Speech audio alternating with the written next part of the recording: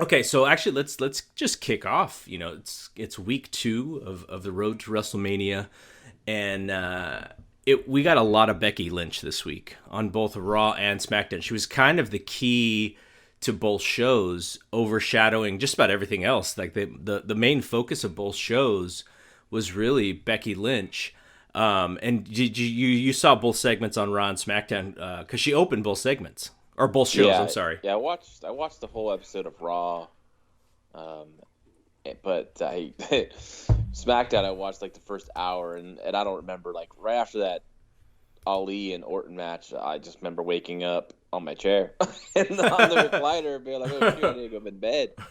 So I didn't finish the last hour of Raw, but I did see the opening segments with Becky Lynch from both shows. Okay, so on Raw, Stephanie McMahon comes out first. And then as she's kind of hyping up Becky to introduce Becky to the crowd, Becky's music plays and Becky shows up. And, we know Stephanie's a heel, even though, they try to, she tries to portray herself sometimes as this, like, nice person. We know what the real deal is. She's a heel. And Becky saw right through it, right? Becky was not going to pretend that Stephanie was there to celebrate her.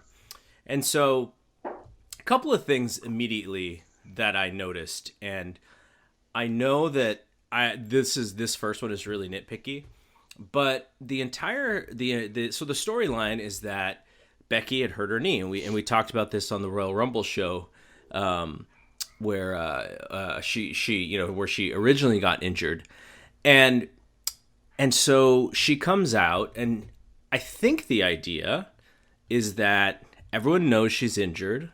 She's trying to play it off because she doesn't want to see the doctor, because she knows what happens when you see the doctor. The doctor says, oh, you can't wrestle, and thus she doesn't want to miss her WrestleMania main event. Now, if she is trying to play off an injury, why wear a knee brace on the outside of your pants?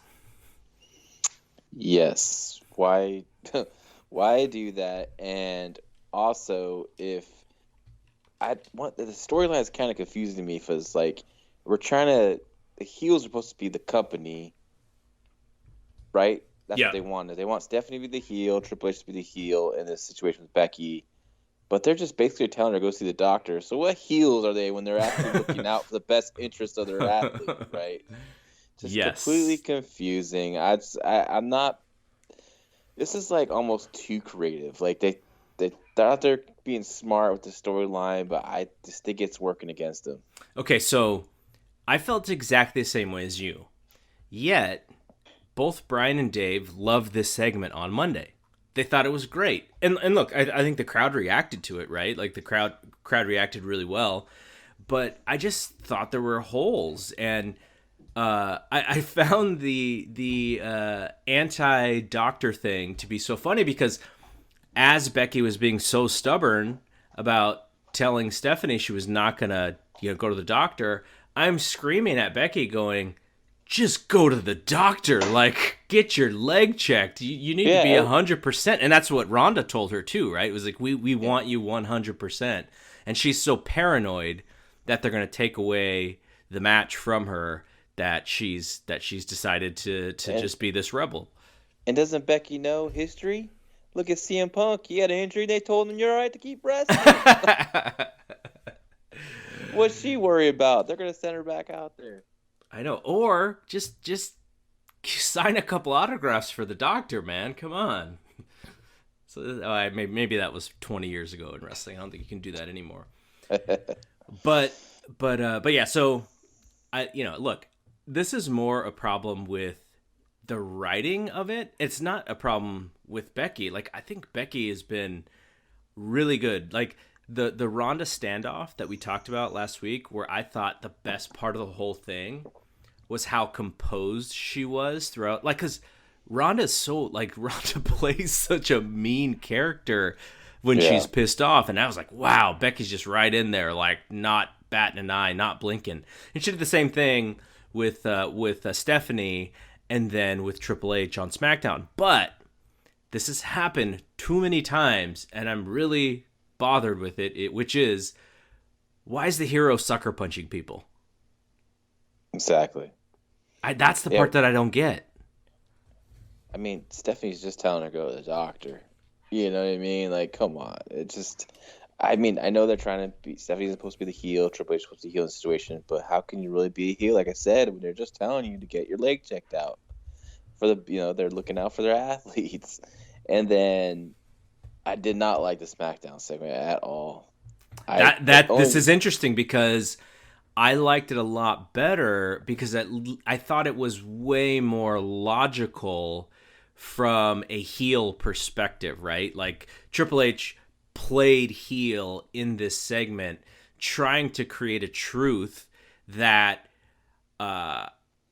some of it you could have said like, oh yeah, I kind of see that, but he's just trying to be a dick and he's trying to put doubt in her mind because he wants to irritate her because she punched his wife in the face, so he's trying to get her back, right? He can't punch her because well, who knows? Nia Jax can punch, can beat up R-Truth, but that's why I liked it better because there was a clear babyface heel dynamic, and he browbeat her for a while, and again she kind of stuck in there.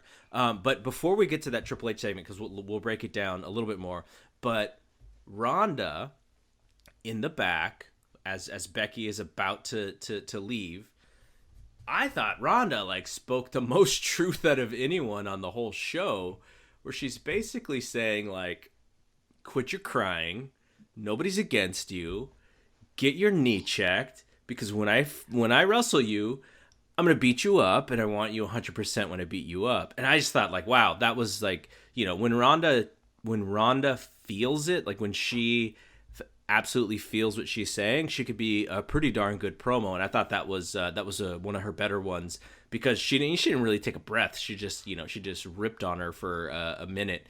But I really liked it because she was sort of she was the one who I thought was like the most truthful as far as what she wanted. She's like, look, I don't care about this whole act. Like, you just need to be ready. Like, be responsible. We have this big match coming up.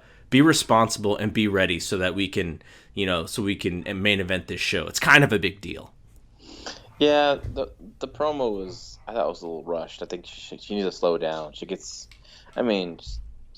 only been doing this for a year now, but she needs to slow it down on the promos because it was like too fast. I actually had to rewind it to hear what she said because she kind of went too fast.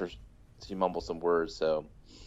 But I thought after that was very interesting watching the segment with Ronda, Liv Morgan, and Sarah Logan. I thought that was interesting. But Ronda, she has an intensity about her, so it's always very interesting. And when she confronted Becky, I thought that was cool. I thought it was smart to do it in the back, especially with the recent reaction that Ronda's getting, which I just don't understand. But she's gonna get it, and that's the way that's Becky's super popular, so they're just gonna have to boo Ronda. But I don't know. I wish she would have slowed down that promo just a little bit. Yeah, I mean, she was pretty amped up, and maybe she feels more comfortable in that way. But when she had the match with Liv Morgan, and she beat her very quickly, and she was trying to call out. I can't remember if she cut the promo after this match or after she beat Sarah Logan, but she said something to the effect of something about people booing her. Was she talking about the fans, or was she talking about the Riot Squad ringside? I think she took a shot at the fans or who booing her. Okay, that's what I took it as. It was right after Liv Morgan match. She quickly destroyed Liv Morgan, which makes total logical sense, right? Like, there's just no way that Liv should be surviving that long with Ronda, right? She toyed with her, destroyed her. That was great. I did not like the line about the fans. There's something about people sitting in their seats booing her, or something like that. Why don't you come in the ring and do something about it? To Sarah Logan. And they had a good match. I thought they had a pretty good match. It was short, but Sarah's like really good, very underrated, and I think she's better. She's actually better than Ruby Riott in my opinion. And they're building up to that match. I'd rather see Sarah Logan have a longer match with Ronda, but I thought that their little match was pretty good. And does it look like they're setting up Ruby Riott and Ronda for the next show? Yeah, for Elimination Chamber. Yeah, because Ronda's not going to be, and she has to do something, and she's not going to be in the Elimination Chamber and the tag team stuff. So, she's going to defend her title, probably against Ruby Riott, and have a big match on there. But I'm not the biggest Ruby Riott fan. I mean, I don't dislike her either. I just never really get into her character for some reason. I never really got behind her. So, I mean, just for someone Ronda to beat and keep her busy on our way up to Becky at WrestleMania. And the heat will just be the two other girls interfering whenever Ronda gets something going. Yeah, I'm sure the two girls would jump her maybe for the bell or something like that, and then Ronda, makes a big comeback on her bar, boom. Yeah. So, let's stay on the Becky thing and let's move to SmackDown, because in the beginning of SmackDown, instead of actually, wait. Let's go back one more second, because I missed this live, which was Stephanie kicked Becky in the bad knee. Did you see that live? Oh, yeah, like when they're in the struggle. Yeah, right? When they're in the corner. Yes, yeah, because she started selling like big on the knee. Yeah, so I missed it, but they replayed it on SmackDown as Charlotte was talking. So I thought that was kind of cool. Like, they really made it a point that, Stephanie did get one lick in, and it was one that, is probably going to hurt. So I'm guessing they may do Becky and Stephanie, but maybe not at Elimination Chamber, but maybe at Fastlane? Possibly. Yeah. And is it some sort of stipulation like that, like, if she wins, then she can be injured and doesn't have to go to the doctor? Yeah, I don't know what the stipulation. I don't know what the results would be. Yeah, we won't have to do segments again together. I know. Okay, so Charlotte's in the ring. She her makeup was something interesting on SmackDown. I think usually they dress her really poorly too, because I don't know. There's been a couple episodes of SmackDown recently where she's like, one where she was wearing like a see-through blouse pretty much, and like it was just odd. Like someone needs to figure out a way to style her better. But she comes out. I'm not digging the black lipstick or the dark maroon lipstick look. No, not at all. Yeah. Doesn't work for her. I think the makeup artist did Ronda's eyes for big shows, suggesting stuff to Charlotte. So Charlotte is basically a troll for the beginning of the show. I thought she was great. She teases Becky. Becky obviously is suspended because they suspended her because she wouldn't go to the doctor, and she beat up Stephanie. And so she cannot come down the aisle because she's suspended. Though, what's funny is, like, in the NBA or the NFL, if you get suspended, like, you just are on the sidelines with the rest of your team. You just can't play. So I don't know why Becky had to, like, buy a ticket and come from the crowd. But that's the way they do it. And then she told her that, Roman Reigns, he stole Roman Reigns' entrance. And Becky has to, Becky's trying to get her licks in, but Charlotte's like feigning, limping, and walking. And then Triple H comes out. And Triple H basically tells Becky, he's like, go home. Like, we need you to rest up and go to the doctor, go home. And Charlotte is still like trolling Becky with, she's got a mic. And then Triple H just looks at Charlotte and was like, you get out of the ring, like, you go to the back. And she was like, all right, I'm out. And so it was Triple H and Becky. And I want to hear what you didn't like about this segment, because like I said, I thought it was pretty. I liked the logic, and I liked Triple H finally like breaking a little bit and having words with her. I just felt like it's like the big brother talking to the little girls situation, and I just really wish they would leave Triple H and Stephanie out of this storyline with Becky and Ronda. It's just we don't need them for this.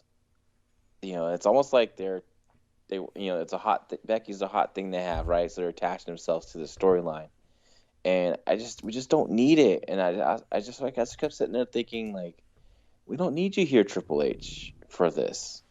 We didn't need Stephanie on Monday night either. Let this play out in a different way. I just didn't like how he's talking to him. Like, it just didn't feel like it didn't feel like they were main eventers the way he was talking to him, right? Charlotte, get out of the ring now, blah, blah, blah, and she just leaves. Becky, he just browbeat Becky, and she's doing her best to be tough and still be cool, right? But it's like, I don't know, I was not feeling it at all. So I liked the part where she slapped him, because that said, like, to me, it was like, Triple H, of course, you're the boss. I can't do too much here. But really, like, fuck off. Like, that's what it said to me.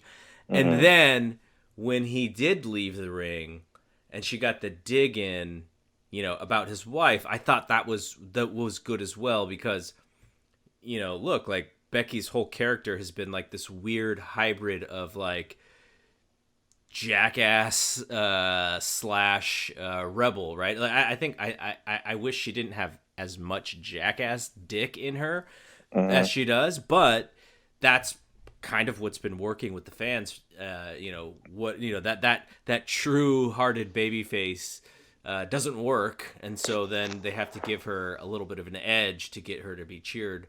So, I mean, that's just what's working, and it still got a pop, and that's why I didn't have a problem with it. But I did sense the same thing that you did, especially with Charlotte. But I guess because Charlotte's a heel, like, it's not like she doesn't really lose face, because she was kind of just like being annoying and being a snot. But yeah, I could totally see that. I could totally see how that came across. But I think because Triple H got his, I think it was okay. Now, to me, what was not okay is Becky jumping from the apron to the ground. I was like, oh my God, like, you just ruined the whole knee thing. And then I was like thinking, like, did she do that on purpose? Like, is that like a clue that her knee really doesn't hurt and she's faking this knee? But then that doesn't make sense either. So, that wouldn't be a good thing for a babyface character, right? Yeah. She's just faking an injury. It just made me think of, remember Vince McMahon and Bret Hart, where Bret faked that he had the broken leg just so Vince would accept the match? Like, I was like, is it? No, it can't be that bad, because that was like the biggest, the worst feud in the history of pro wrestling that was set on a tee for you. Yeah, that was a total misfire on that storyline. Then they had one of the worst matches ever. Oh yeah, totally. Okay, so do you sense, obviously, Charlotte's in the ring, right? So she's involved, like we said last week. People were hating on Charlotte being in this match, something fierce last week. I don't know what it's been like this week, but I imagine it's still going to be, sort of the same thing. They just desperately want this match to be one-on-one. But I think it's clear. I mean, it's clear to me, at least, that Charlotte is definitely going to be in this match, or else why would she even have been part of the segment? Yeah, Charlotte's definitely still in it. I think they would probably, I'm guessing, maybe next week or after Elimination Chamber, I think they'll announce that Charlotte will now be wrestling Ronda at WrestleMania due to the fact that, Becky won't see the doctor. They can't give her clearance, right? Maybe this will lead into Stephanie versus Becky, where Becky will prove that she is healthy by whipping Stephanie McMahon's butt, and maybe Stephanie's not going to do it, but then she's like, well, if you think I'm so injured, you think you can beat me because I'm a one-legged woman, maybe she can goad her into like trying to get us up to that match or something like that. I'm just sticking on top of my head, but I just think that's something's going to. I think Becky's going to have to earn her way back into that match. Yeah, I think you're right, and this is very sort of Stone Cold Steve Austin kind of storytelling, right? Mm-hmm. And I think that makes a lot of sense. Now, Austin didn't have to be in a three-way. It's not like they said, now the match is Foley and Rock, and Austin, you have to get back in this match somehow by, doing something. So it is a little bit different, but I do sense the same thing as you, and it is very much Stone Cold getting into the WrestleMania match. So what did you think? So I guess the other thing about the whatever the Brock and Seth match, I guess Seth is hurt, and he was like nowhere to be seen. Like I think they did one like video package of what happened the night before, but he was not on the show, was he? No, isn't. But there was reported by Big Dave that he's been missing some house show dates, and they just want to rest up to be ready for WrestleMania. I mean, but he couldn't do an interview. Yeah, I don't know. I don't know what's going on. I always heard his knee wasn't that healthy. I think he probably has a very. I mean, something Brad goes major again. It might will affect his career big time. Because that knee injury is pretty bad. I mean, he's been working through it, and he's always there and has good matches. I mean, can you imagine you have this Becky storyline of her being fake injured and her trying to get this match, and then in real life, like, Seth is really hurt? And what if he is hurt worse than we think, or worse than we know, and then he's got to have this match at WrestleMania? Sort of like Shawn Michaels, right, against Stone Cold that one year where his back was all jacked up and no one knew if he was gonna, have the match. It's kind of that was a little not scary, but I think it stood out. It was like, maybe this Seth thing is a little bit of a bigger issue, but hopefully not.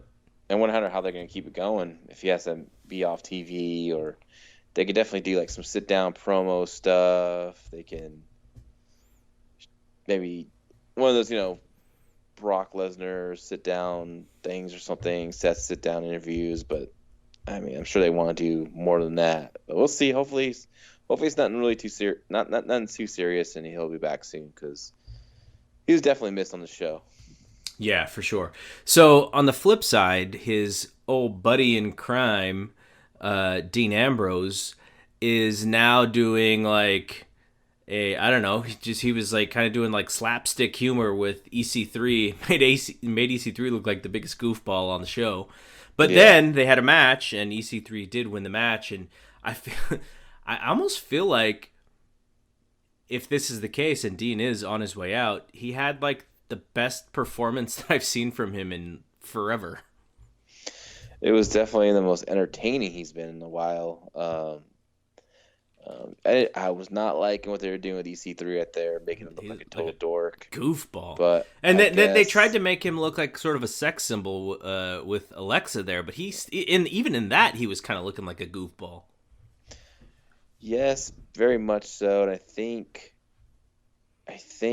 they thought like, oh, he'll beat Dean and he'll get his like heat back or whatever. But I don't like how they executed that either. I think they should have presented a little cooler than being just a goofball dork. And then, who in the hell thought it was a good idea to have Nia Jax come out there and cut a promo at this time? Man, that was so bad. I mean, she was trying to be a heel and trying to be cocky and arrogant, and it was just like, I didn't believe that for a second. Yeah. I did not believe anything what she was selling to me. I was like, nope. Come on, cut this off now. So what do you do with Dean if well, I mean, we're assuming, right? Because that's the report that he's not re-signed. And let's say this is his last hurrah, at least for now. How do you book him in a way that your hardcore fan base kind of knows the story, but he's still a big star and he's still got a name? And it seems like they're going to do something with him. Do you put him with EC3 again and like have like a real match or a real feud, or like how do you send him on his way out? Oh wait, just like we're saying, I think that's a good idea. It's like you would have him put someone over, specifically someone new, and to give that rub, I guess you want to say, to someone. I think EC3 would be a good guy for that. At Elimination Chamber, he beats Dean Ambrose, in a singles match. And then you have Dean lose again to someone in March. And then WrestleMania, if his last day is WrestleMania, throw him in the Andre Giant Battle Royal. You know what I mean? Like, you don't really feature him too much. You kind of got to bring him, you got to have him lose on his way out. That's kind of the traditional thing to do. But I think that's what I would do. Just have him get beat on his way out and put people over. And I think EC3 is a good candidate for, first guy for EC3 to beat in the program. That's what I would do, definitely. So what do you do with Braun Strowman? Because he is not working with Brock Lesnar, unless, maybe he does if Seth is really hurt. But it doesn't seem like that's the case, at least right now. But he is your top... I don't even know. I guess, is he your top babyface? Seth's the one with the match, but he's up there. He's one of their biggest stars. It seems like they have hesitation in doing stuff with him sometimes. He's just coming off an injury. He's on the main event of Raw was he saving Kurt Angle, who was about to announce, I think announce his retirement or something, and then he got attacked by Drew McIntyre, and Baron Corbin, and so it almost seems like they don't really know what to do with Braun Strowman, or they don't have a guy ready for him. Braun Strowman seems to be in this weird booking purgatory. Yeah, because he's been challenging for the title for so long and hasn't won it yet. I think people are starting to lose steam on him with that, and if you have a guy chase for too long, people start turning against it.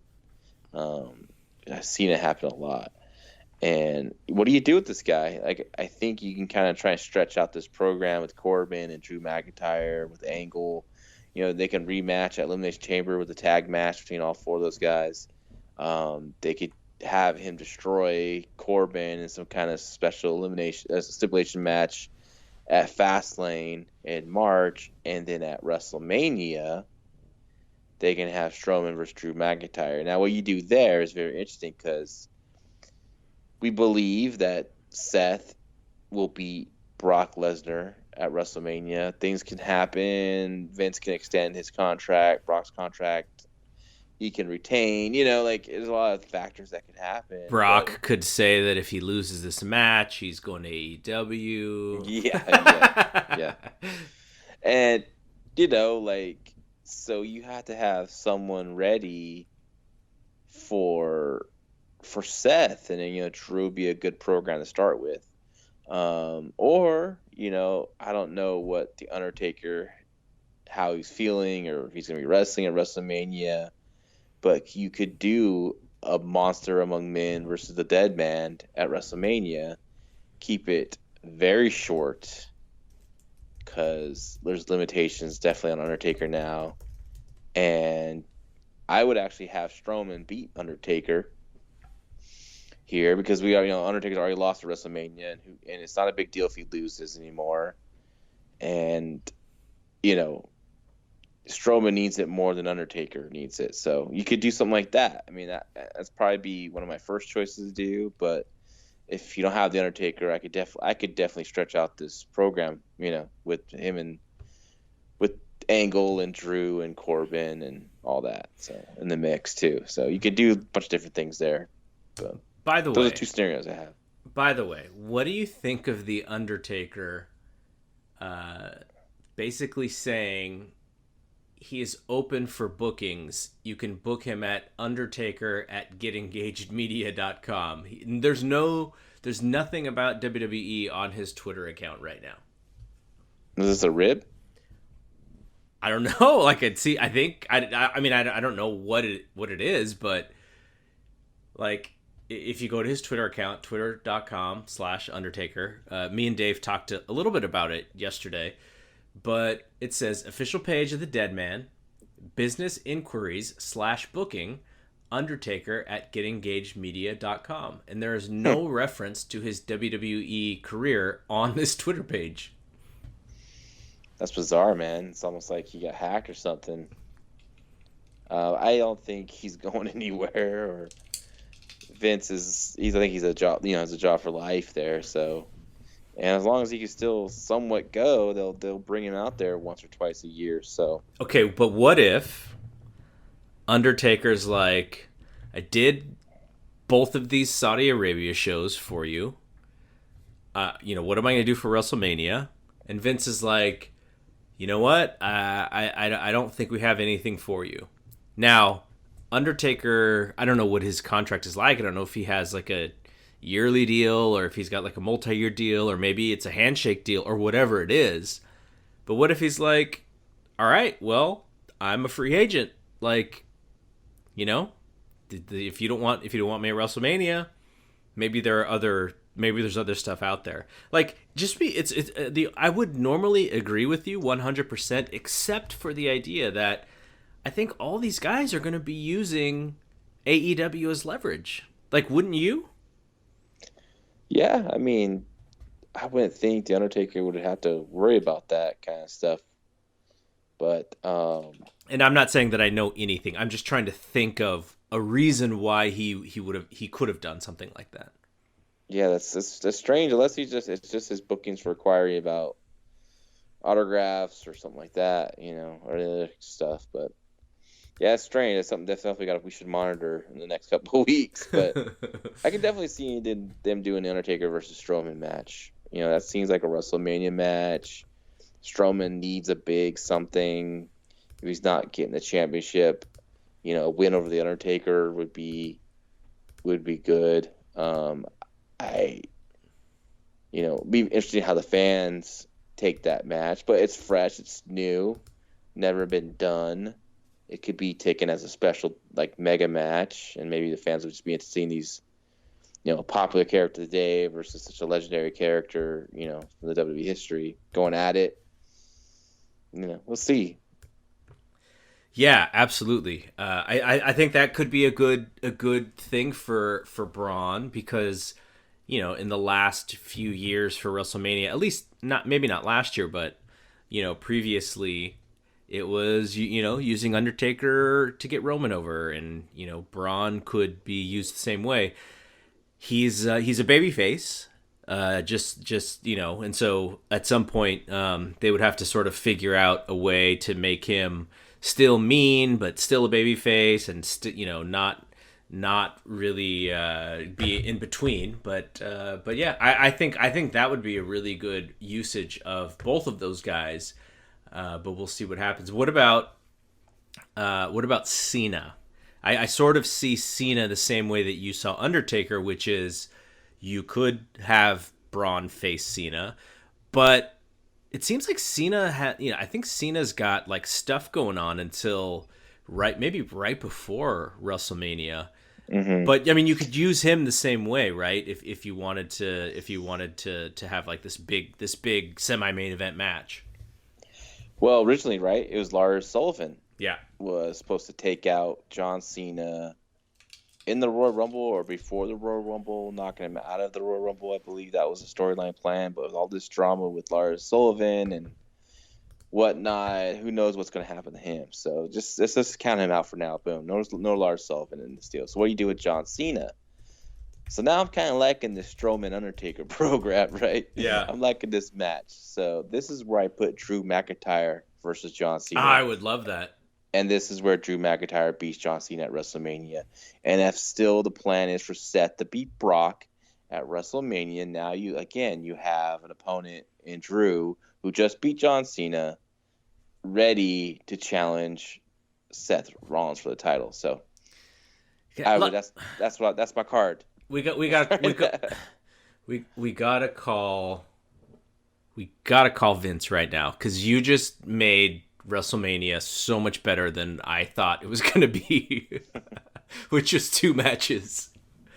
The key is the Undertaker Strowman match is making it short, so keep it good, 12 minutes, and we'll be fine. It's all entrances and smoke and mirrors, so that'd be the key. I'd rather give the time to Cena and Drew for sure. So on the SmackDown side, we won't really know what the main event is until post Elimination Chamber.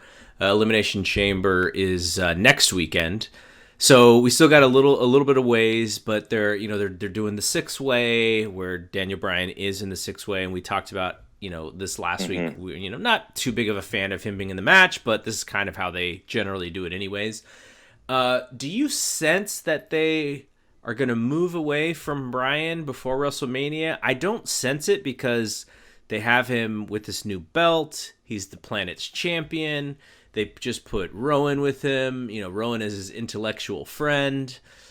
It just seems like he is set up to, whoever the babyface they choose, but to go into WrestleMania and finally get his comeuppance from being this babyface. I mean, this heel who is so self-righteous. But I wouldn't put it past them to beat him in this match, just because like his booking has always been really inconsistent. But I hope not, because I think he could create a lot of hype for whether it's AJ or whoever the babyface is that they decide is going to be the one to beat him. He's just so good at being like a snobby, self-righteous heel that you finally want to see get his comeuppance. Yeah, no, he's doing really good, but I'm still like not interested though, like in who he has to face. Like, I would like to see Orton, but Orton's been positioned as a heel lately. Samoa Joe, same thing, but I think Joe could be a good candidate to turn to feud with Bryan. That could be something different and fresh. I'm just not like, I like the character, but I'm just not interested in who's gonna face. I just don't have, like, I can't really book the SmackDown side right now. Like, I have to really dive deep in it a little more. But I just, like, what do you do with AJ? Like, where do you put him? It's like, this feud's been going for so long though. It's already been going for so long. Like, what could they do to freshen it up? You know what I wish they would have done? Because this wouldn't have been the biggest mainstream main event match, but this would be your ultimate WrestleMania's worker match, which is, why did they have to beat Rey Mysterio so quickly? Because he would have been a great opponent for Daniel Bryan at a WrestleMania. Halfway through the show, here's your SmackDown, main event, and these guys just tear the house down with just the funnest sort of lucha style, match. And Rey could win and maybe do something with Andrade, or he didn't have to win. But I just thought that was your best like wrestling match that you could have done for WrestleMania.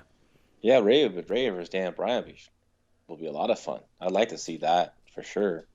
I think Alamis should be held off for later. I think he'd be a good candidate for Money in the Bank, something like that. And then, but I think I would go with Daniel for a while, and I think it's be a cool program with Rey. I mean, that'd be fun. So maybe Rey, because Rey's been losing a lot to Andrade. And I know they're really pushing Andrade hard now, but you can have Rey win. You can have Rey win that match. Yeah, what if at Elimination Chamber it's Rey and Andrade for the number one contender?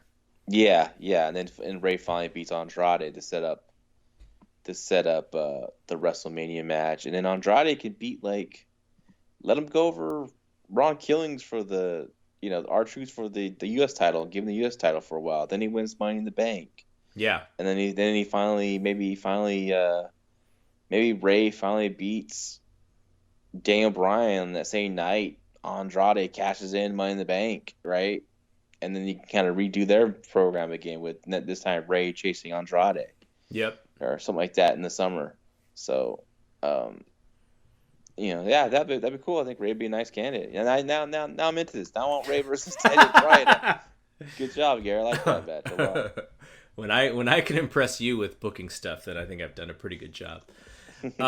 Okay, so the other thing that's being pushed a lot on SmackDown, and I'm sort of lukewarm on it, but I know a lot of people like it, which is this Shane Miz partnership where, we're expecting one of them to turn on each other, but they're still buddy, and it's kind of like this odd pairing, but it's kind of wacky enough to work so far.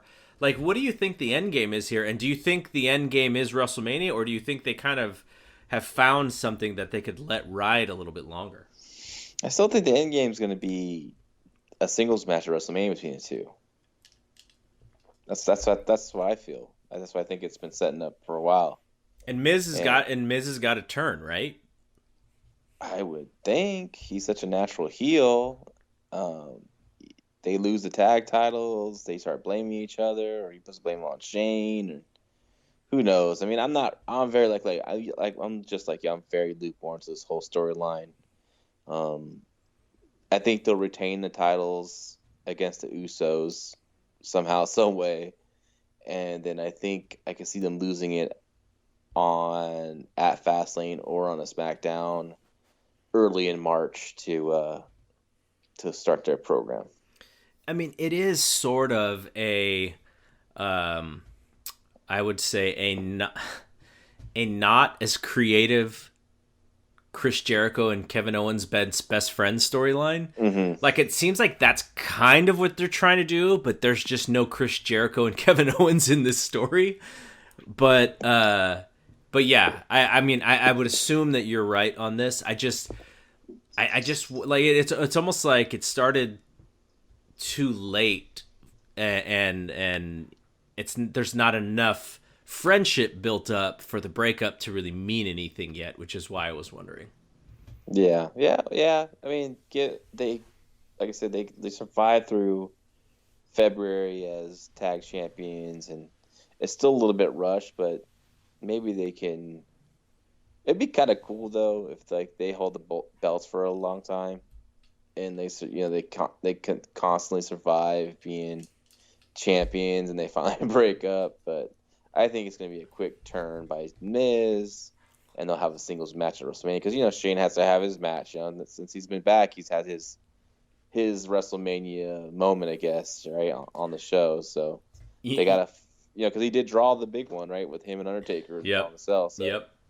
Shane always has a spot now on WrestleManias. So you know what I would actually love for them to do is, because Miz has actually been really smart throughout this whole thing. He's like he's like a very like smart, logical guy during this thing. I would love for them to during I don't know how long you want to do this, but basically, in every interview, Miz is just telling Shane like, look, we got to avoid the pitfalls. Hogan and Savage, right? Like they were best friends and they broke up. Jericho and Owens, best friends and they broke up. Like, we got to avoid the pitfalls, and we got to stay tight, and we got to trust each other. And so he's like the one building up all this equity, and Shane's just like kind of like, okay. But every week he just earns his trust and earns his trust and earns his trust. And then boom, then it means something because he's got all that equity, and he finally got Shane to trust him. I would love to see something like that, but again, like I said, they only have a couple months, so it may be a little hollow when it actually happens. If he references Strike Force breaking up, I'd pop. Oh, that would be so great.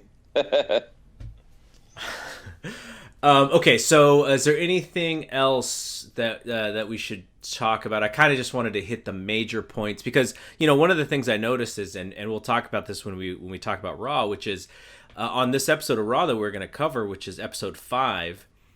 Mean Gene does a WrestleMania 9 report, and he talks about 3 matches, and I thought, wow, this is actually kind of cool. Like, they're actually building these matches for 2 months down the line.